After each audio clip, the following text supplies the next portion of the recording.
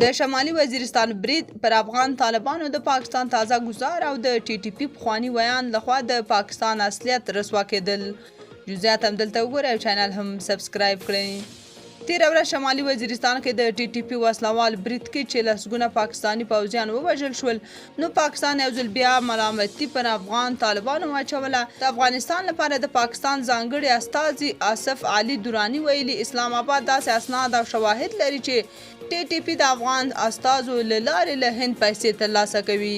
دراني ادعا کړې چې د اټکل له مخې له 50,000 څخه تر 6,000 پورې د ټي ټي پي وسلوال غړي په افغانستان کې اوسي او په وینا یې که کورنۍ هم حساب کړو نو شمېر یې 1000 ته رسیږي.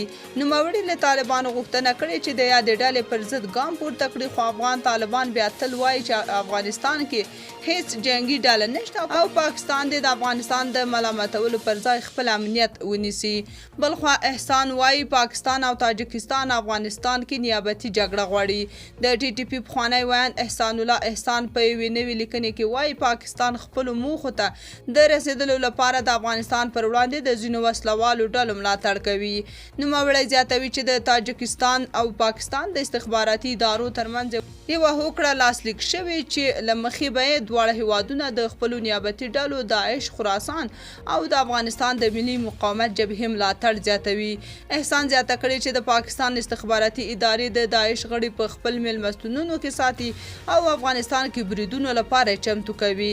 د هغه په وینا طالبان باید پاکستان څخه د داعش د راتګ د مخنیوي لپاره په ډیورنډ فرضي کرښې خپل اقدامات لا ډیر کړي. تاسو په دې اړه څه نظر لرئ؟ کومنټ کې شریک او چینل هم سبسکرایب کړئ.